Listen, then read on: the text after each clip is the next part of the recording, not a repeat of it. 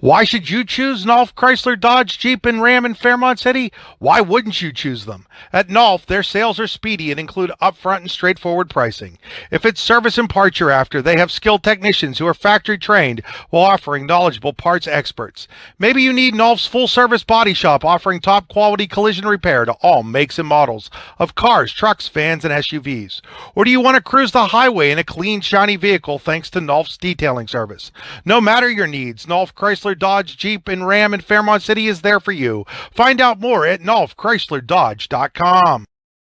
Welcome to the last regular edition of Nolf, Chrysler, Dodge, Jeep, and Ram Nolf Bites here on the YDL Sports Network, at least the last one, the regular one scheduled for the 2025 season. Hopefully Andy and Ronnie will have us back in 2026, and who knows, maybe there's somebody gets to the state championship and Ronnie and I jump on like we did last year and discuss some stuff. But as the season starts to wind down, not quite as much to talk about, but a lot of big time playoff games though this past week. Congratulations to Port Allegany, Sharon, and Greenville on winning District 9 and District 10 titles. Port, obviously, the District 9 1A champion. Greenville, the District 10 1A champion. And Sharon, the District 10 3A champion. Congrats to Farrell and Oil City for moving on in the PIAA playoffs. And should be an exciting week this week. Got one District 9, District 10 matchup in the works this week. Greenville and Port Allegany. Greenville winning a late touchdown run for the Trojans right after a 30-minute lightning delay. That's got to be tough. You know, you're driving, and that's got to be kind of tough for both teams, right? You're driving down the field, you're trailing 22-19 or you're leading 22-19, and then bam, lightning comes, and everything comes to a grinding halt. And, you know, Greenville picked it back up, and Rudy Gentile scores on a 2-yard touchdown run with 2:16 to play. Greenville wins its first District 10 title since 1999. They were the underdog in that, weren't they? Yeah, they had lost to Wilmington 21-6 earlier in the season. And, in fact, that was week 1. So, they were the slight underdog in that one. And it should set up an interesting matchup with Port Allegany, which the Gators winning their second straight District 9 single A, or is it the third straight title for the Gators? It's one of the two. Yes, might be third. Yeah, they defeated your Red Bank Valley Bulldogs. Aiden Bliss went over 280 yards rushing. I mean, congratulations, Ronnie. You guys held him under 300. It's kind of crazy. He has in 2 playoff games, he has over 600 yards rushing and 11 touchdowns. That's a season for most. Yeah, that's a season for most running backs. He's got that in 2 playoff games. So, Greenville's going to have to try to figure out a way to stop him. It's really just that simple. And what the Trojans have is they have a really nice offensive line and defensive line. They've got some serious studs up front, and maybe it'll be the best that Port Allegany's faced this year. Now, you can do the comparison game, right? Like, you can always do the comparison game. They beat Reynolds a couple weeks ago, 27-14 in the District 10 championship or semifinal game. Just a couple weeks before that, Union AC beat Reynolds by 5 points. Obviously, it was a 30-point game when Port and Reynolds got together. So, playing the comparison game, is Port Allegany the favorite? Maybe. Well, I would say anyone that has Aiden Bliss on their team's a favorite in single A football. Obviously, if Greenville's offensive line and defensive line, if that's their strong suit, then that's going to help them in that aspect. With a guy like Aiden, you hope to get him in the backfield before he gets started, because once he gets started, he's real tough to bring down. Ronnie, you were telling me something off the air that's kind of interesting about him, that, everybody thinks it's just because he's this powerful back that runs people over. But you're saying that what he's really, really good at is actually not running people over. Yeah, I mean, I say this with, total respect to him and the ability that he can run people over when he has to. But if you watch film on him, there's a lot of times he's avoiding that. And it's a simple, it's like a little flip of his hips you'll see him do. And a lot of times what that does is it doesn't allow the blow that's coming to be a forceful blow. It's kind of a ricochet blow. And obviously he's a great athlete, has a great center of balance. So that hit that would knock down most high school running backs, he kind of glances off, and he's very patient. Andy brought up, was it you talking about how fast he was, Andy? Like, well, I just said the biggest thing I noticed with him is when he gets to that second, third level where a lot of guys might get tackled, his ability to pull away surprised me.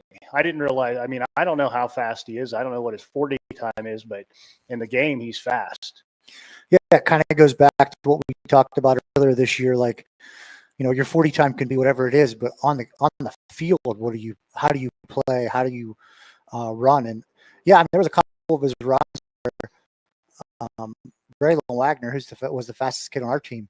I mean, he was chasing him. It's not like he was easily getting there. Greenville obviously is a good football team to do what they did since, first time since '99. And am I correct? I thought I heard their coach say that they were like a 1-win team 2 years ago or something. I thought I saw that in one of his interviews, and that's a testament to the kids that he has. Even if it's a situation where they had won a few more games than one, but to turn it around in District 10 and beat a tough team like Wilmington, they were 1-9 2 years ago. Right. I mean, that just, you think about that, right? Like, it was his first year, Michael Menold's first year. They go 1-9. Last year they go 11-3. They lose in the district championship game to Wilmington. This year, he's lucky he got a second year. I mean, details. I mean, I think that you're going to get a second year at high school level.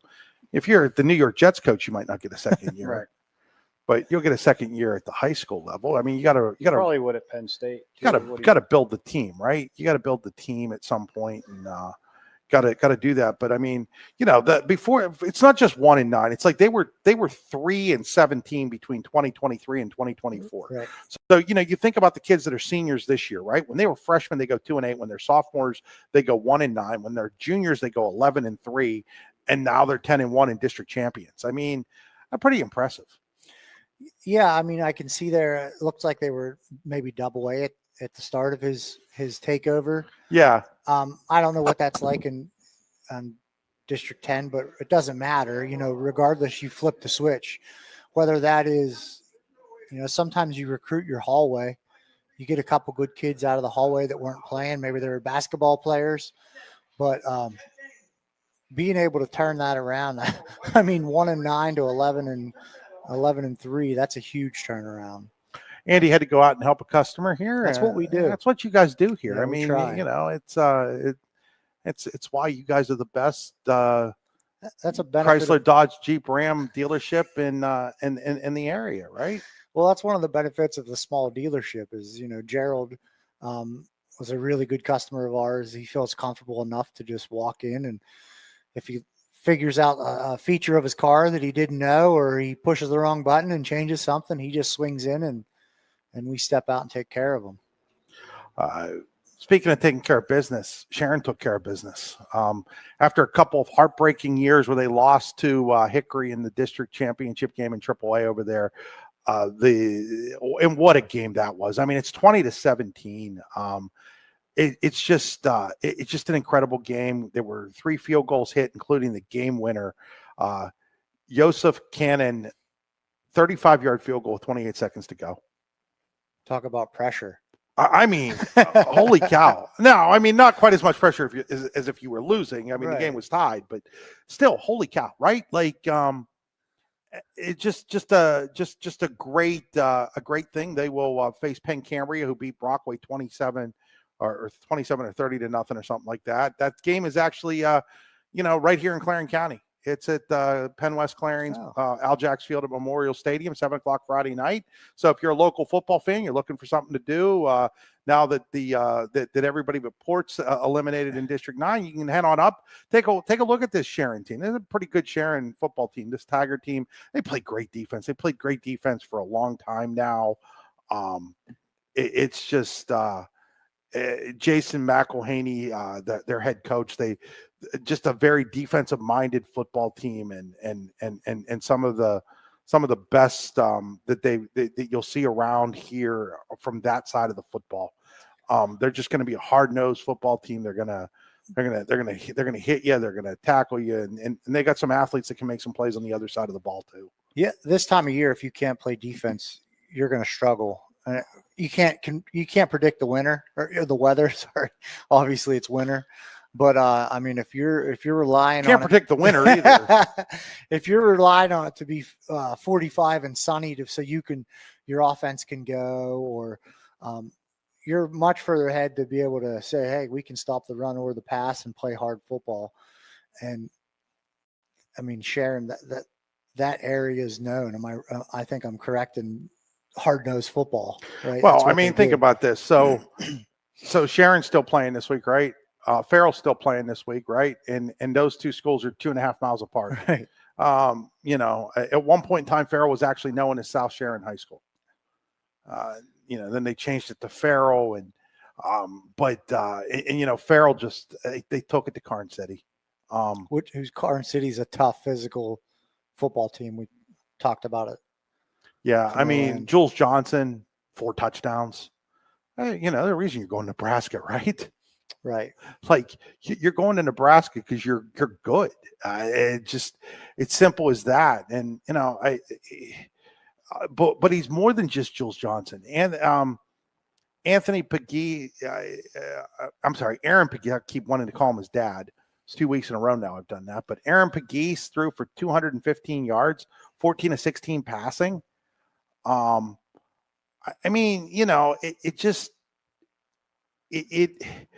Jules Johnson had 124 yards receiving, 82 yards rushing.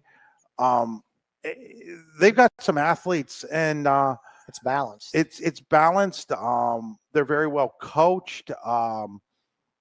It'll be a good game. They got Richland on Friday night. Richland defeated Bishop McCourt in the 6A championship game. Now that game's at Armstrong High School. So again, if you're down in this area where we're at right now, it's about even distance to go to Armstrong or go up to Clarion for the game. And that's another game that would be worth watching and worth seeing. Yeah, not to mention Armstrong has an awesome facility. So you're going to get to see a crown jewel of our area in Armstrong if you make that run. That's another good football game with a lot of talent. Again, Jules Johnson's going to Nebraska. Like that's when you're recruited by Nebraska. I think that just pretty much speaks it all, doesn't it? Right. And if you're someone that just loves football, to go down and see someone that's going to go real Division I, I mean that in itself is something to be seen. It is, and then Oil City. The Oilers all over Punxsutawney, 47-14. Now, that was helped by the fact that the Chucks turned the ball over 6 times. 2 of them returned, I think, for touchdowns. At least one of them was returned for a touchdown. That was Cole Finley. Stephen Heiss scored 4 touchdowns, had 2 interceptions. Cole Finley added 3 touchdowns, also intercepted 2 passes. Took one of those to the house. Recovered a fumble, by the way, as well. Hard to win a football game when you turn the ball over 6 times. Hard to lose a football team when the other team turns the ball over 6 times. Yeah. Oil City's had a good season, though. I mean, obviously, by the sounds of it, they play tough defense, too. And that's what it takes to win. But if you're Punxsy, you have to kind of be, obviously, no one likes to lose, but you got to be kind of upset when you hand the ball over 6 times. Now, Oil City has the toughest chore this week. They got to play Aliquippa. Right. That game's at Slippery Rock on. Aliquippa had a tough game this week, though. Yeah, they had to beat McKeesport, but I mean, McKeesport also has like one of the best running backs in the country, a junior, the Spelling kid. I mean, that was a close game. Yeah, Aliquippa was kind of a neat story. I mean, not that anybody's surprised that Aliquippa wins a WPIAL title. They win WPIAL titles, it seems like, every other year. But they lost their quarterback earlier in the year and kind of struggled a little bit. And they needed some things to go their way in the last week of the season just to make the WPIAL playoffs. But then the quarterback came back. And, everything changed. And nobody expected, everybody thought he was out for the season, right? And then he's not out for the season and everything changes. Love the Oilers, but there's just no way that you can say they're the favorite against Aliquippa. It is amazing to think that Aliquippa just keeps churning out teams like that. I mean, they're a small team, right? They would play single A or double A if they went. Probably, I think double A right now, but it doesn't. But your point's right, and they're doing this in 4A, right? And the PIAA wanted to move them up to 5A. I mean, at some point, I get the competition formula, but at some point, you got to be like, enough's enough, right? Yeah. And they moved up voluntarily originally. Yeah, to 3A, and then they moved them up to 4A. See, I don't like that part of the competition formula. Like, to me, if you move up voluntarily, you shouldn't then be moved up because you had success when you moved up voluntarily, right? Like, moving up voluntarily is one thing. Now, too often teams move up voluntarily to get away from teams. Right. Aliquippa did it because they wanted better competition. Now, is this enforced in other sports as well as football? What do you mean? Like, if I win 3 state championships in baseball, it's not just about winning state championships. Like, you have to understand. Yeah, it's about the success, but it's also about taking transfers. Right. And it's really more about transfers than success at the end of the day. The idea behind the success formula wasn't so much to punish the school that just had kids that it developed and won with. It was to basically curtail what has become a problem, and that's the recruiting aspect of the of everything, right? Like, we all know it happens. I mean, people can say, "Oh, we don't recruit," but get out of here.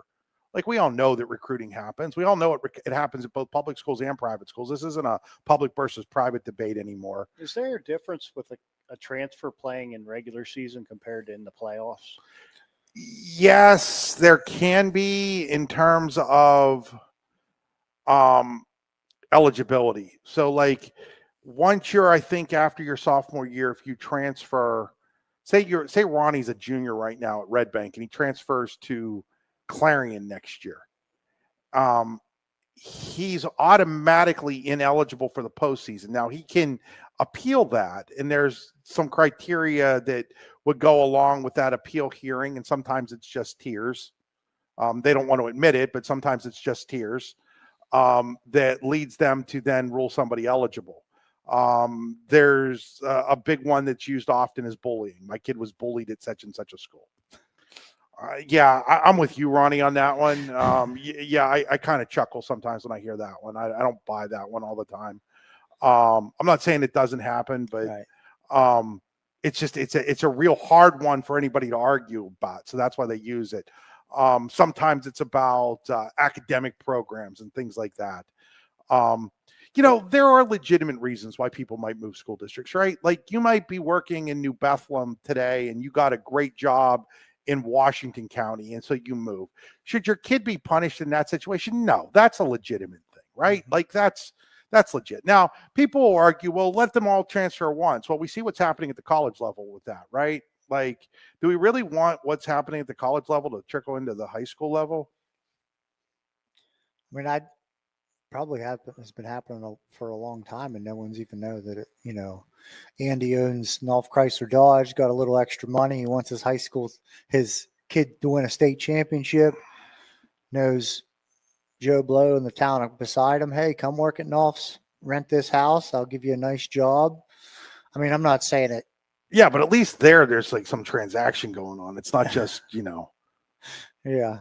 Yeah, I don't know. I mean, we could go use the bullying reason.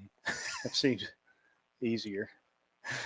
Ronnie bullies me all the time. One time with one pitcher. Yeah, Ronnie bullies people. Just going. So that player can play during the regular season and help them get the playoffs. But then once they're there, yes. Okay. An example of that would have been Lily Homan. And this one, this one still chaps me, and it will forever. I think they got it completely wrong here. She was at Venango Catholic. Venango Catholic's girls basketball program went away. She transferred to North Clarion as a junior. They did not let her play in the postseason that year. They let her play in the regular season, but not the postseason. my argument there is, my God, there was no place for her to play. And they're like, well, they ended up co-oping with Cranberry. Yeah, after she had already transferred to North Clarion, the co-op came about. Was there some shopping of schools going on? Probably a little bit, but not. I mean, again, at that point in time, you don't have a program, right? Mm-hmm. And people are like, well, she'd gone to the school district where she lived in, she'd have been okay. Okay, like, again, the program went away. Like that, just, I don't know. Again, I could go on forever on that one. Well, I guess I just kind of revert back to like Aliquippa being as good as they are with those few numbers, from someone that, we all have small schools around here. You just think to yourself, like, how are they possibly reloading? It's some of it's culture.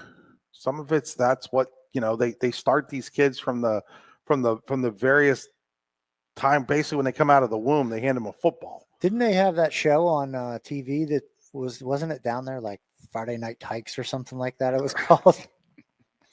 I mean, it's kind of like Maplewood volleyball, right? 3 state championships, and what I'm going to sneeze, guys.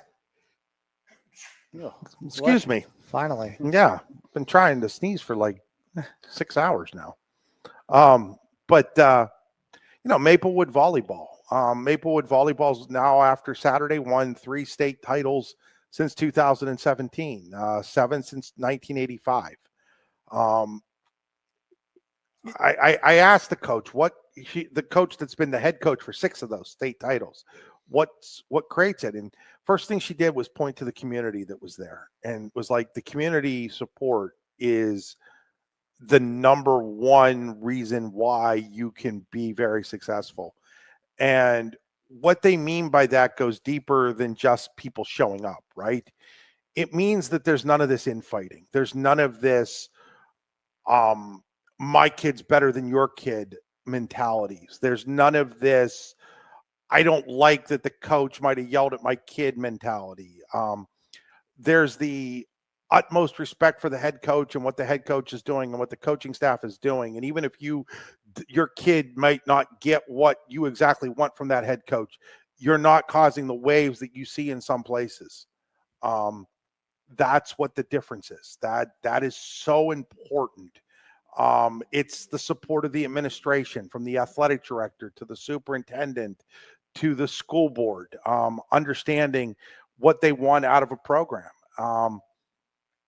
It's the stuff that you don't see very many places. That's what makes those programs successful. It's the alumni coming back and supporting the program, whether that's financially. In Aliquippa's case, obviously they have NFL players that can do that financially, right?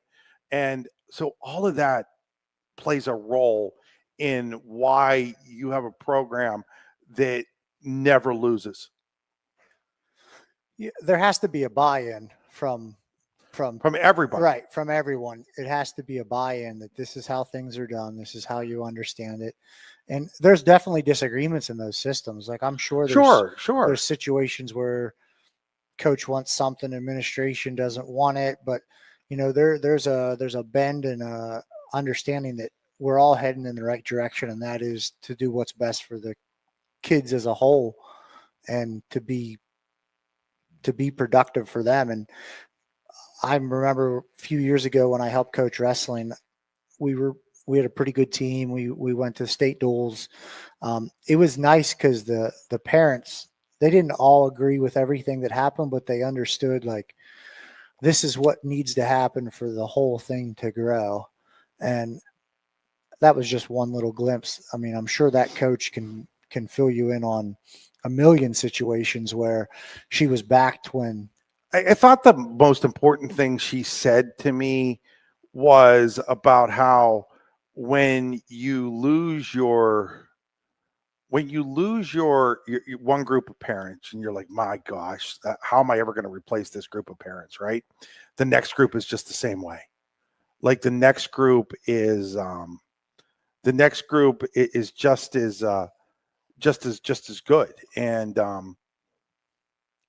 that's the that's the real key to that, right? Like it's you have a great group of parents, but that the group that's behind that group is learning from those parents about how to be supportive, how to do the things that you need to do. Um, Here's the quote she gave me. Here's the quote in full. These people right here, this community. This is Sheila Byancroft, the head coach at Maplewood. These people who believe in the program and the dedication they put into it. Everyone says, how do you keep doing it year after year? I have a fabulous group of parents always. You get rid of a group and you think, oh, you lost a great group, which you do, but you reload and they are dedicated. They put a lot of time in. It's not just August, September, October, and November. We have programs, we have camps, we play a lot of volleyball in the off season. They're involved in it. It's a matter of believing and dedicating something, and you're going to be successful. Like it's got to be that buy-in from the players, from the parents, from the administration, the whole 9 yards. That's how it is. And then what starts to happen is that, so you have a player like Miley Crawford, who's a defensive specialist for Maplewood. Okay. Her two older sisters won state titles. What's she saying? She's like, it means a lot to me. I have two older sisters who also won state championships. I was like 10 years old when my older sister won here, and it was surreal. I was a freshman when my other sister did. To see them do it made me want to do it even more, to get the feeling of it. So, like, it starts to build on itself, right? Mm-hmm. Like, another girl was telling me, we didn't want to let the community down. Like, this is important to our community. People show up. They had a student section that probably had 75 kids in it. They're 4.5 hours away from Mechanicsburg. Sometimes you have trouble in some of these schools around here getting students to go next door, let alone 75 miles away or 4.5 hours away, right? Like that's how you build championship programs. We've seen it here in like, it's not about my stats or your stats. It's about the team success. Mm-hmm. All of that stuff leads to why does Aliquippa win every year? That's why Aliquippa wins every year. That's why Maplewood wins every year. Yeah. I mean, I'm guessing if you look at Maplewood's lineup, they're probably not all 6'4" giants. All right. They're probably, I think their tallest player might be like 5'10". Right. So they're winning in a way that obviously transcends the fact that you just have to have great athletes, which I'm sure they do have great athletes. Sure. You always have to have good athletes. Right. But like, what you have to do is you have to have people that understand the game, and you have to have people that understand that when coaches are making adjustments in game, you've got to follow those, right? Like the first two sets, they weren't playing very well.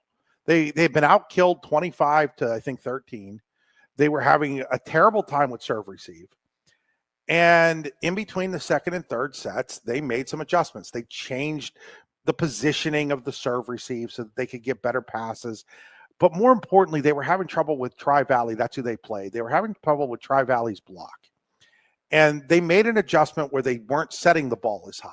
And so what happens when you don't set the ball high, for people that are tuning in for football and don't know a lot about volleyball, is that you now can go a little quicker, and now the block doesn't become a double block. It becomes a single block because they don't have time to get the second girl over there to block because the set isn't as high up in the air. And so now the attack happens quicker, right? And so they made some adjustments. But as I was talking to somebody who's a coach in another sport about this, he said it right to me last night. He's like, it's one thing to make the adjustments, another thing for the kids to understand why and to do it. Mm-hmm. Like, you coach, both of you guys have coached. You can talk until you're blue in the face to those kids about an adjustment you want to make in game. But if the kids don't believe that you know what you're talking about, or they don't understand the game, that adjustment doesn't mean a thing, does it? Not at all. It's not necessarily about what you know. It's about what they can perform and what they can do. So that adjustment could be 100% accurate, but if they can't process it and can't put it into real life, it's no good. It doesn't work. And so that isn't developed in between the second and third set of the state championship game in volleyball, right? That's developed in June or July. We talked about this a few shows ago, right? How important that offseason is. We talked about it in terms of trust, right? But it's also about the development of understanding why you do things, how you do things, and all of that, right? Mhm. And so, again, if you want to be a state championship, if you're an athlete watching this and you want to be a state championship athlete, then show me that you want to be a state championship athlete. Show up whenever that off season is. Show up in the summer. Tell me that the sport is more important than the job that maybe you can get in that summer. I'm not saying the job's not important. I'm not saying some of you don't need to have that job. Okay. That's not what I'm saying. But I'm saying that if you want to be a state championship athlete, you cannot show up on the first day of practice or skip a whole bunch of open gyms or open fields or whatever they are and win. It just doesn't happen. Like, if you want to be a state champion, you cannot do that. Who's responsible? Do you think, does the coach create that community buy-in, or how does that, like, take this, I can't remember her name, the lady you were referring Sheila to. Bancroft. But I don't know how good they were prior to her, but when the coach steps in, are they the ones that are selling it to the community? What's building that whole community? I think that's a great question, Andy. That's a $1 million question that if anybody had the automatic answer to it, then more people would do it, right? I think that it's something to do with the coach. I think it's something to do with the community. I think in a lot of times it has a lot to do with administrations. I think that when coaches and players and community members see the buy-in from the administration, then they start to buy in, and then it becomes like, okay, so now the administration's bought in and the coaches bought in, and then the players start to buy in, and then the community starts to buy in, and it's kind of like a domino effect, right? Once one thing starts to fall and everybody else starts falling behind it, it just becomes a thing. And eventually that thing almost starts running on its own. But the thing to be weary of is you can start that, but man, it can go away in a hurry. Mhm. Well, Man, can that, all it takes is one bad parent or one bad kid, and then the next parent backs the one parent that was bad, and then before you know it, what was once a dynasty is no more. You were going to ask something, Andy. I don't remember what. That's okay. It probably wasn't too relevant. I think I guess now, as a community, you're still only as good as the athletes also that you put on the field. And, you go through tough times, but I guess with all what has been said, at the end of the day, you still got to have some good players to put on the field. So when you have them down seasons or those not so good seasons and go through them runs, how do you keep that energy up? And, when do you get to a point where, it's, hey, this year was fun to go to all the games, but next year's not going to be the key there is to not allow. I always look at like Clarion Limestone in football when Clyde Conti was coaching there. Okay. Like, their down years weren't really down years. They weren't 1-win years. They were 4-win years. They found ways to win games without as much talent, whether it was we're talking football here, right? Mm-hmm. So they would block kicks or they would do X or Y. In basketball, I think you can think about, okay, maybe I don't have as good of an offensive team, right? I don't have the guys that can score. I don't have the guys that can run up and down the court, whatever, but I can still play strong defense, because you know what? There are aspects of sports. Now, not every sport's a little different, right? But there are aspects of every sport where it's more the want to than the can do. Now, of course, that means that it's limited. Like, if I'm not a talented basketball player. Okay. I'd be the first one to admit that I'm not a talented basketball player, especially on the offensive side. I only ever played rec basketball, but what could I do really well? I could play great defense. Right. Like, it didn't take talent to get in somebody's face. Now, that kid might go around me eventually because he's got more talent than me, but I'm making his life miserable in the process. Those are the kind of things that you have to do to minimize the seasons where you're not going to be great. Look, Maplewood came into this year, and they'll be the first to tell you they weren't seeing a state championship team. Like they looked at it and, they've had state championship teams. They know what state championship teams look like. They had some kids step up, some young kids step up who maybe you don't know what's going to happen with them or so forth. And, but I think that, to get back to your point, Andy, yeah, it is hard sometimes, but I think that you find ways to be competitive by not being, even if you're not the most talented team, if you've created that culture, then kids buy into doing the little things that, even when you're not great, can help make you successful, specifically in team sports. I mean, think like sport like wrestling's a little different. You're either good or you're not. And golf, you're good or you're not. I mean, I think when those down years, you have to control the controllables, the effort and the Yeah. attitude. If you can control those things, you can, especially if it's this dynasty that's rolling and you've had a couple bad years, like, I think you can look at it and say, look, this is the process. It's proven, it's shown, it's true, but you can't deviate from effort and attitude. Those are two things that we can never walk away from. And I'm assuming, I've never met this coach, but I'm willing to bet that there's certain things in her program that she does not change from. If that's, we line up and tie our left shoe before we tie our right shoe, then that's her thing, but it's setting the precedence that this is how it's to be done. And some things are bigger than others. But those are things that I think you have to control those things. Yeah, I think that you're right, Ronnie. You control the controllables. Can you build that type of environment with coaches that come in and out, or do you think no? You have long. You have to have the number one thing you have to have is consistency. That doesn't mean that it has to be the same coach the whole time, but like, take a look at Karn City football, right? What's the one thing you can say? Like Lon Hazlitt, Mel Semenko, it really starts Mel Semenko, Lon Hazlitt, Ed Conto, and now Joe Sherwin, right?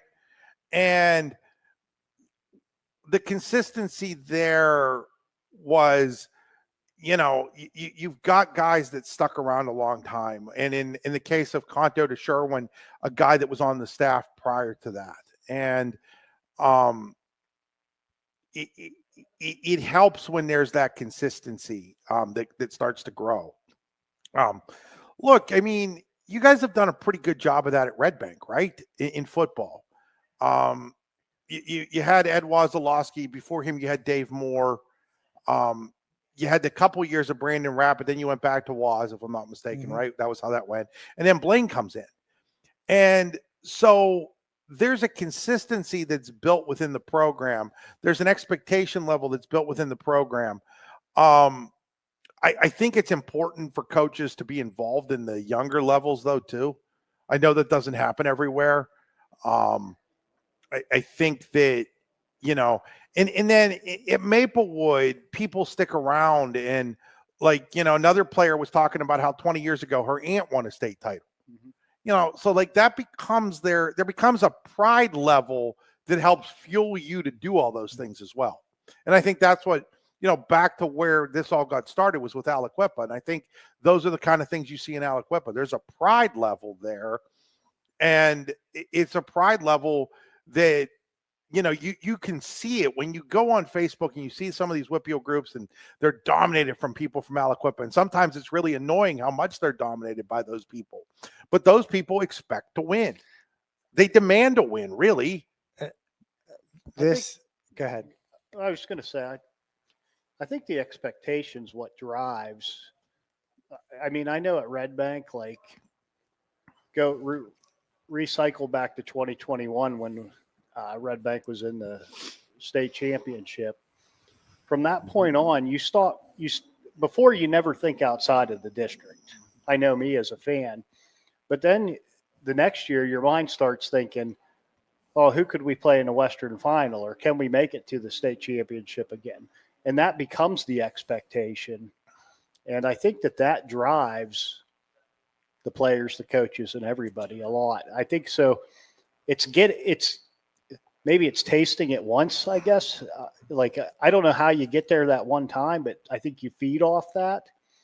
and it continues the success?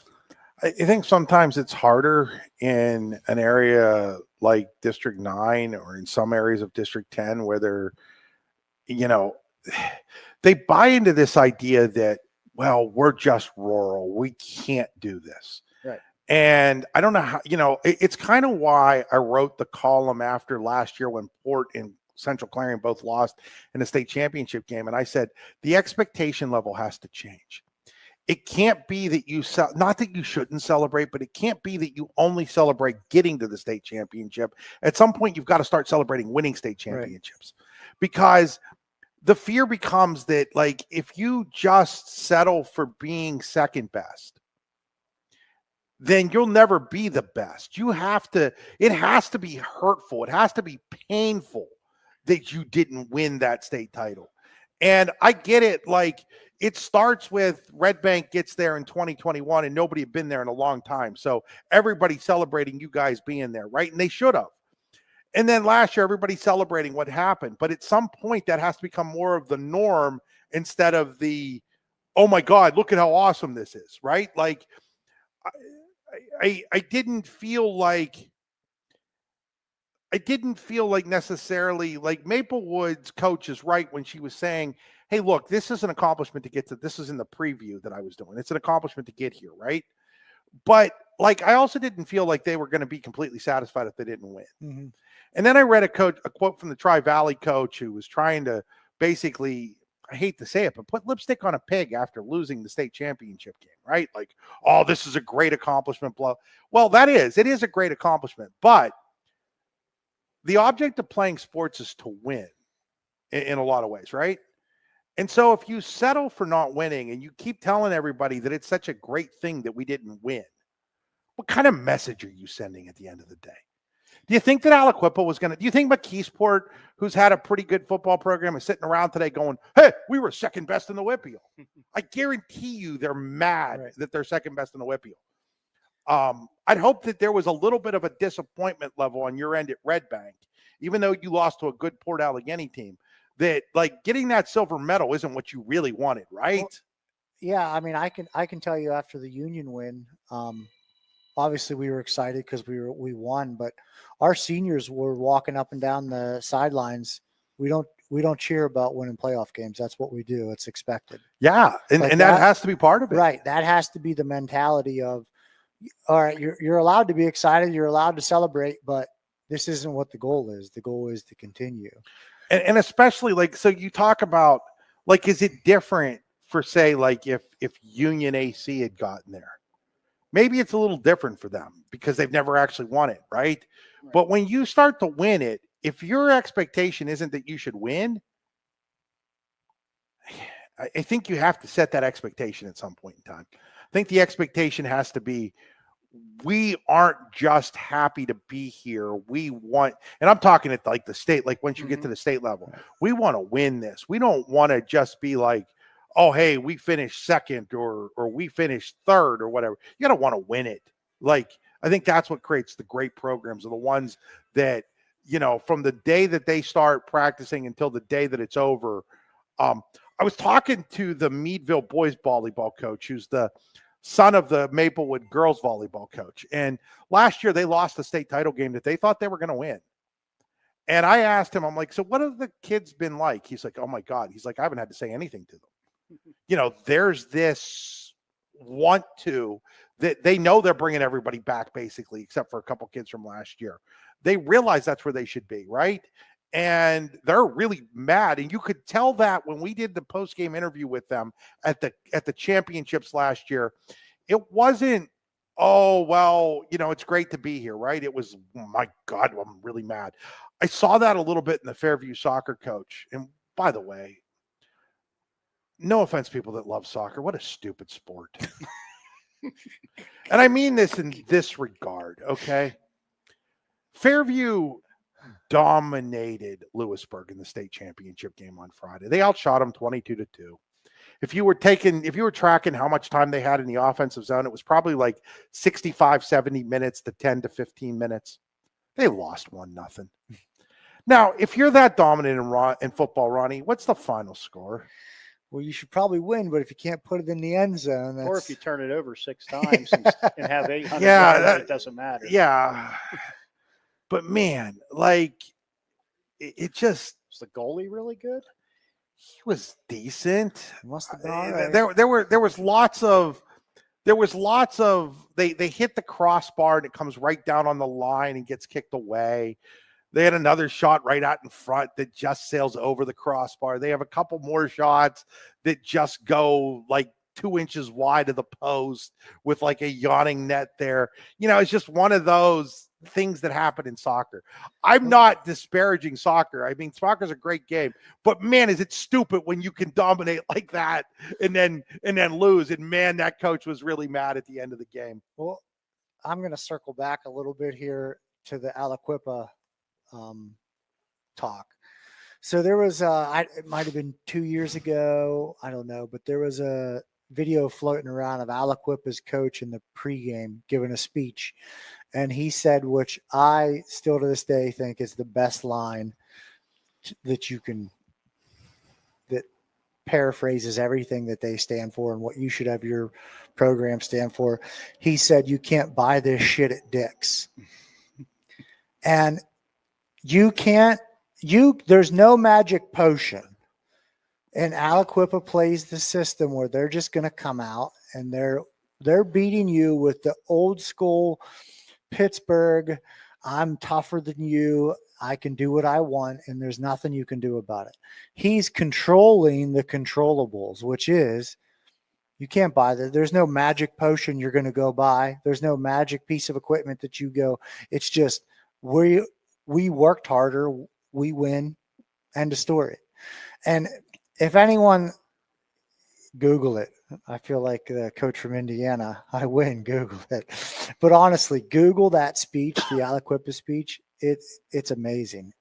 But that's what creates programs like that. You wanted to play for Aliquippa. Oh, I wouldn't have started. I wouldn't have got the field at Aliquippa.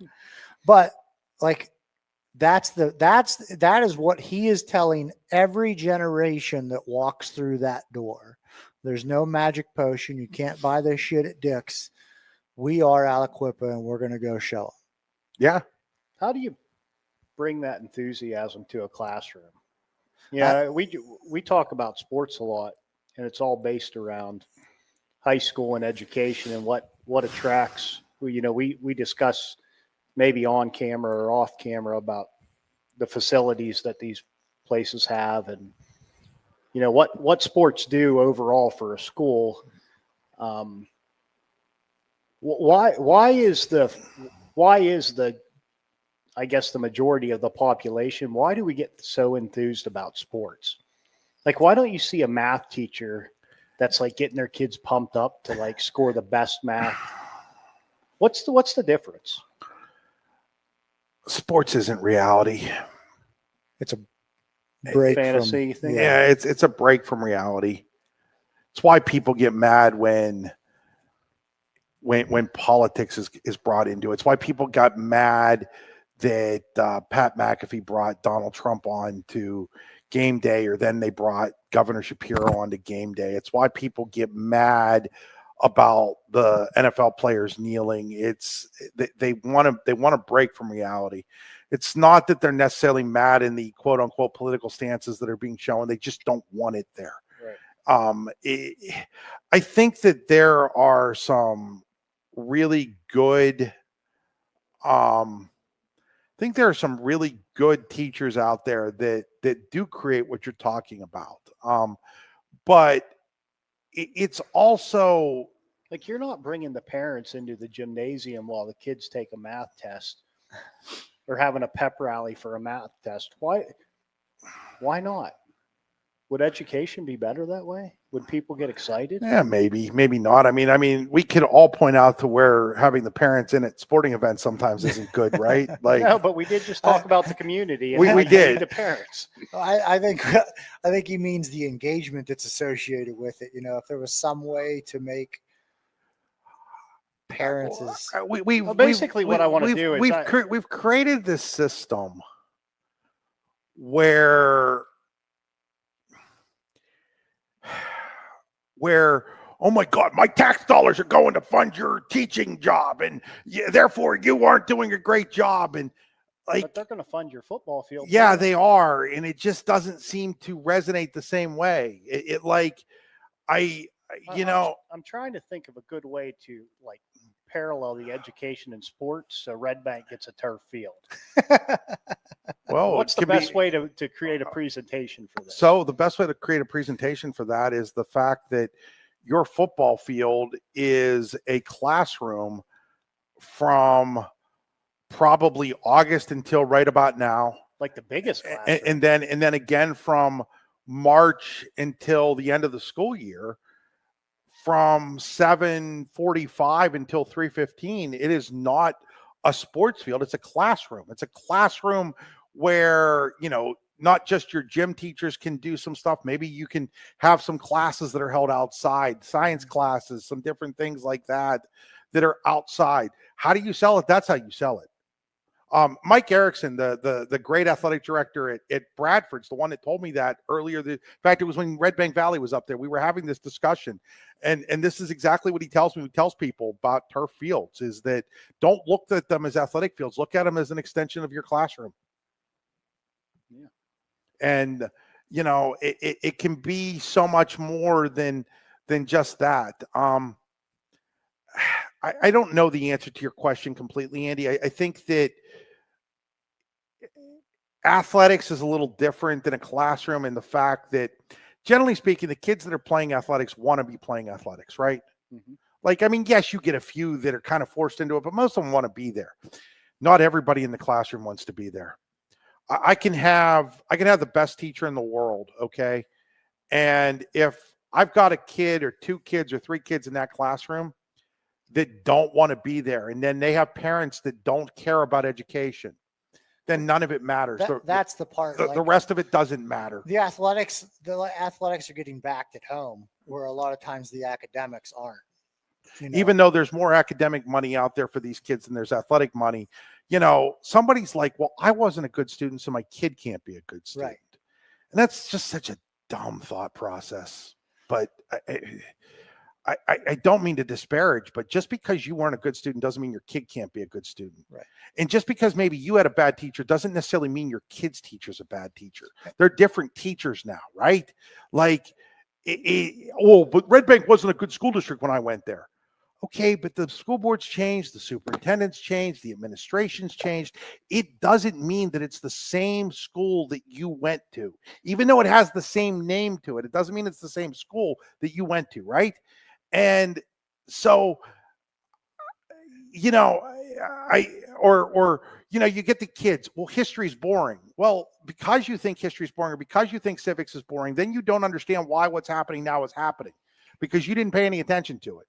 Or math is boring. And then, well, why didn't I get a good job? Well, because you thought math was boring. And so you didn't want to learn math, or I can't learn math.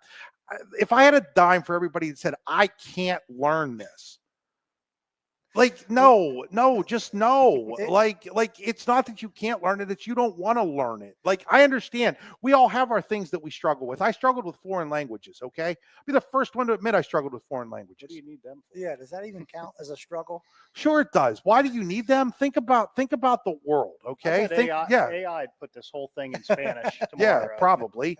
But you wouldn't understand a word of it. No. How much would I love when I go to some of these places that I go to and there's a lot of people speaking Spanish? How much do I wish now that I had spent a little bit more time learning that Spanish when I had that opportunity?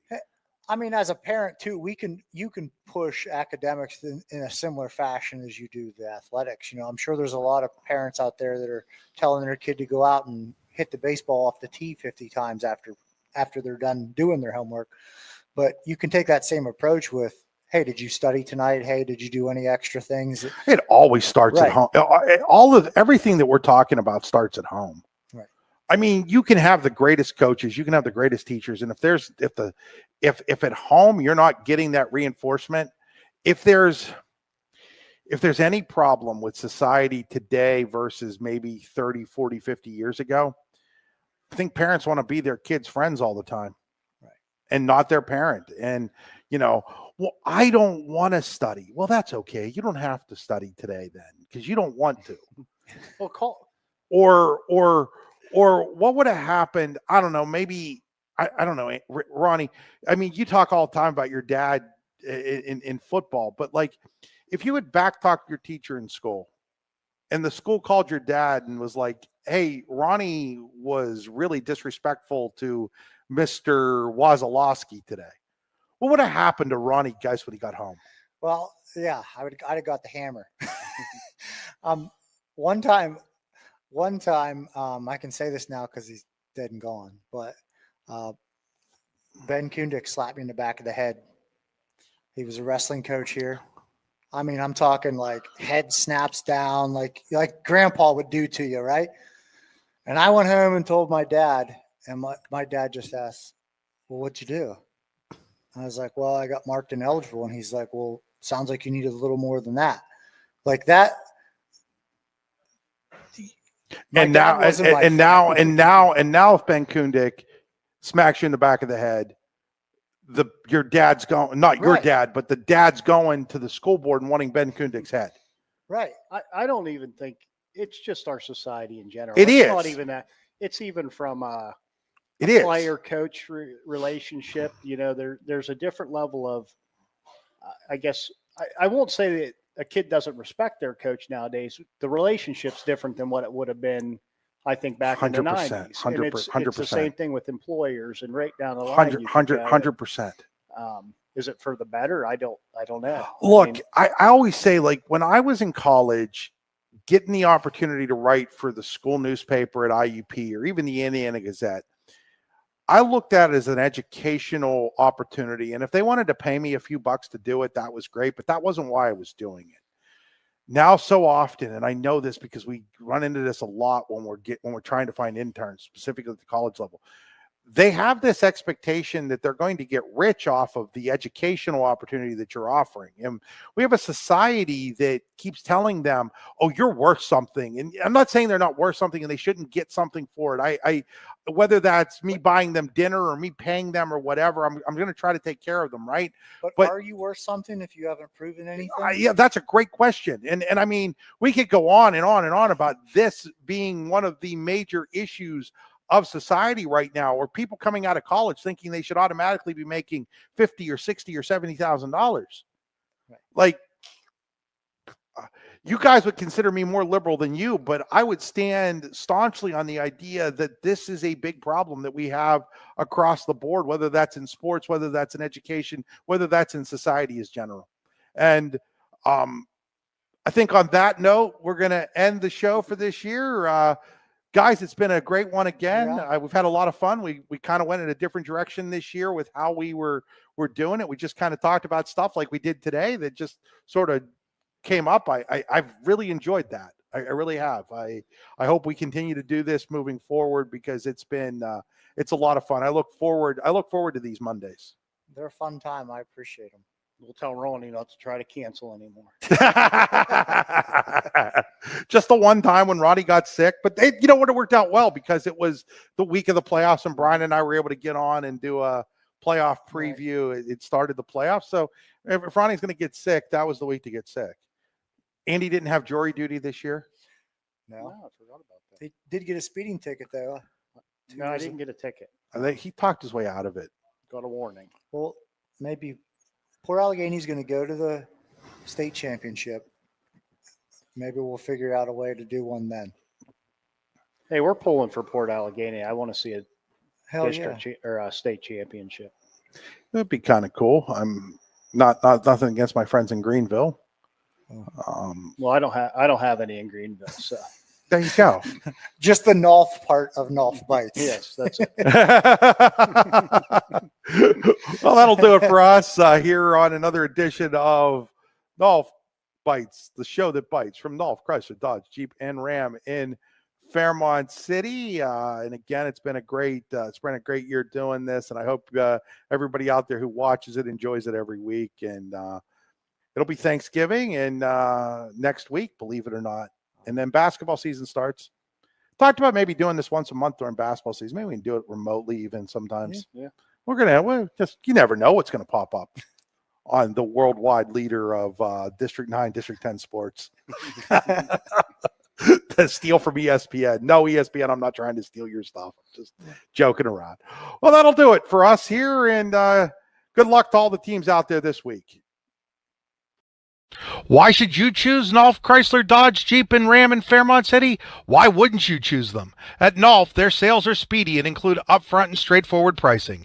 If it's service and parts you're after, they have skilled technicians who are factory trained while offering knowledgeable parts experts. Maybe you need Nolf's full-service body shop offering top-quality collision repair to all makes and models of cars, trucks, vans, and SUVs. Or do you want to cruise the highway in a clean, shiny vehicle thanks to Nolf's detailing service? No matter your needs, Nolf, Chrysler, Dodge, Jeep, and Ram in Fairmont City is there for you. Find out more at Nolf, Chrysler, Dodge.